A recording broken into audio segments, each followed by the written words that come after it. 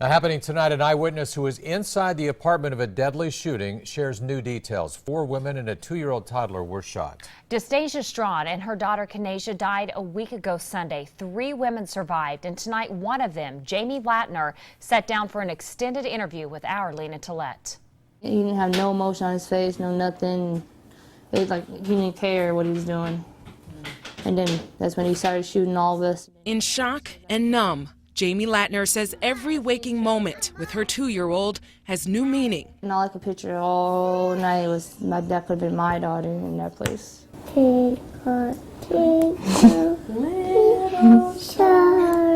Jamie says she almost brought her daughter to Destasia Strawn's apartment last Sunday.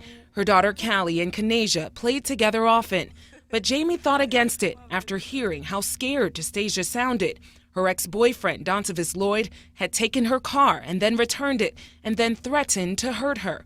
Police took him away, but did not take him into custody. She was like, I told them don't let him go, and they released him, and I don't know where he is. There's been incidents before where he's put his hands on her and yelled at her, and she was pretty traumatized about some incident that happened earlier, and so she didn't want to be by herself. So she and Larion Williams drove to Destasia's apartment to comfort her.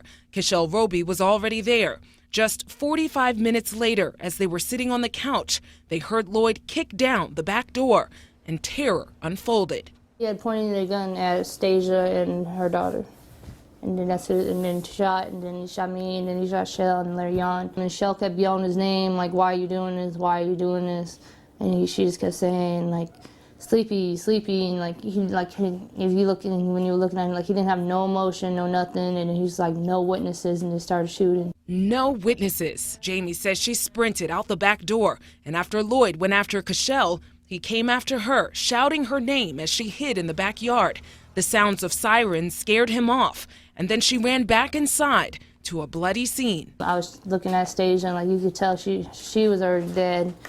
Like the picture of what happened, like you could tell by the way she looked, she was already dead. And the little girl, like she was still breathing at first when I had picked her up, and she wasn't breathing for very long. Holding little Kanasia for her last breath, police swarmed the complex. And like at night, sometimes I can't sleep because I'm afraid to see that. Like when I close my eyes, I have nightmares about it. The bullet pierced Jamie's side, but luckily did not hit any organs. It's traumatizing. There ain't no other words to put it. But her stepmother, Sherry, says the wounds of losing a friend and seeing a child die will take time to heal. You raise these kids up hoping that they don't ever get involved in something like that, and to be in the wrong place at the wrong time, it's heartbreaking. Now, Jamie tells me that she and Destasia had only known each other for 4 months, but that they quickly became friends and that her kids, their daughters, loved playing together. In addition to being heartbroken with this violence, she also tells me that she's frustrated with Omaha police about how she says they handled Destasia's very first call to them.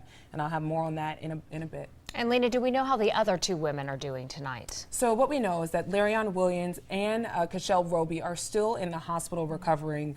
Roby's father actually says she's still not out of the woods, but she is doing much better.